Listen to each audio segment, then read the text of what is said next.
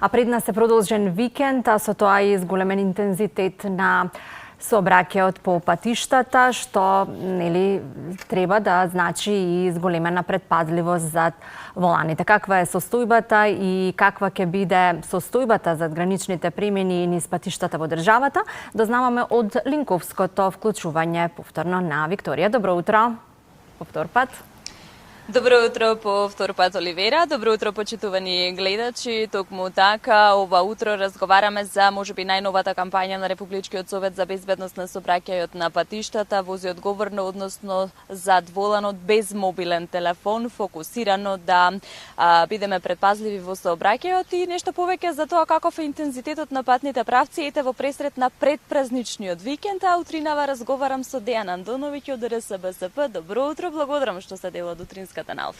Добро утро до вас и вашите гледачи. Ви благодарам за можноста преку вас, вашата телевизија, да допреме, да им упатиме пораката на граѓаните, учесниците во сообраќајот пред предстојниот викенд и да информираме за актуелната кампања која во рамките на Вози одморен, летната кампања ја правиме, а се со цел да им укажеме на учесниците во сообраќајот на опасноста доколку користат мобилен телефон, а во исто време се издат воланот. Така, вози одговорно или без мобилен телефон позади воланот, кон кого се е насочена најмногу можеби кампањата и колку е можеби штетно користењето на мобилниот телефон додека сме позади воланот? Па први, самата кампања кажува насочена е кон сите, бидејќи ние сите сме со мобилните телефони, можеме да видиме и пешаци со мобилни телефони, и возачи на тротинети, и велосипедисти, и мотоциклисти. Значи, мобилниот телефон е дел од нашето секојдневие, но работата е што кога го користите мобилниот телефон, вие не ги гледате работите околу вас, или на некој начин сте аутистични, морам така да кажам. Сега кога сте зад воланот, тоа е голема опасност.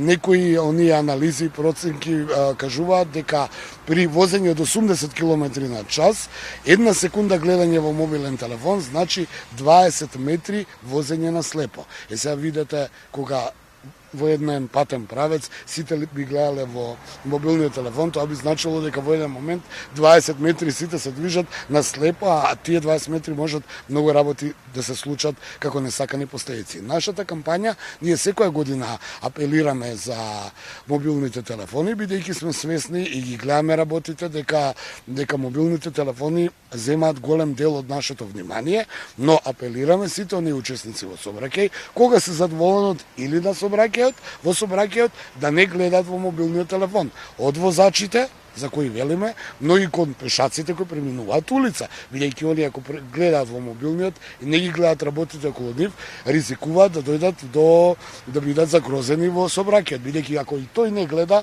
и гледа во својот мобилен и вие као пешак гледате во свој мобилен, може да дојдете до сообраќајна несреќа. Затоа апелираме, не го користите мобилниот телефон додека сте во сообраќајот, а доколку ви е нешто толку итно, запрете, па тогаш завршете таа работа. Има ли одредени статистики колков дел од сообраќајните незгоди се предизвикани токму поради користењето додека возиме? Институцијата која представувам не се занимава со статистика, или таа статистика треба да излезе. Но она што можеме да го видиме на теренот кога ќе излеземе надвор е да гледаме како сите учесници во сообраќајот, голем дел, велам, не сите, но поголем дел гледаат во своите мобилни телефони. Доволно е да запрете на семафор и да чекате да се запали зелено, погледајте ги колите околу вас, речи си 90% од возачите гледаат во своите мобилни телефони, сакајќи да искористат додека стојат и чекаат да им се запали свет зелено, да видат што е и како е. Токму тоа е проблемот, бидејќи тогаш доаѓа до онаа нервоза, ако сте забележале, тоа се случува во денот, да се запали зелено, а тој уште гледа во мобилниот телефон, доаѓа до нервоза. Тоа е една од да кажеме примерите. Но исто така и пешаците, ако сте забележале, преминуваат улица, гледаат во мобилниот телефон. Затоа апелираме, кога сте во сообраќај, морате да бидете концентрирани и се разбира оние препораки и за за летната кампања и за овие сите патишта, нели сега доаѓаат време на одгодишни одмори во големи дестинации. Бидете концентрирани во сообраќајот, но и бидете одморени во сообраќајот. И многу кратко, секако во интерес на времето, што да очекуваме за овој предпразничен викенд, каков е интензитетот на сообраќајните правци? Интензитетот е зголемен, се разбира, имаме продолжен викенд, имаме голем празник, нели, но и е во рамките на годишните одмори, затоа апелираме до сите учесници во сообраќајот да бидат внимателни, да бидат одговорни, да бидат одморени, да ги гледат, да ги почитуваат правилата, прописите, пропишаната сообраќајна сигнализација, се разбира да не бидат нервозни, бидејќи интензитетот во сообраќајот е поголем, ќе има поголеми гужви и да се информираат пред да тргнат на пат дали има гужва или не. Ако се информираат има гужва, сепак тргнат на пат, тогаш дека бидат внимателни и нека не бидат нервозни зашто има гужва. Многу ви благодарам за сите совети и препораки, ете во пресрет на предпразничниот викенд. Ви благодарам и на вас.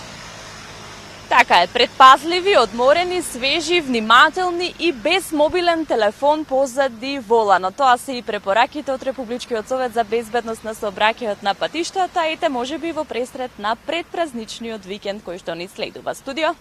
Така е, многу е лесно тоа теоретски да се каже, но во пракса некако тешко ни е барем телефонот додека во узиме да не го користиме, иако секогаш треба да ги следиме препораките и да се однесуваме совесно и за себе и за останатите учесници во сообраќајот.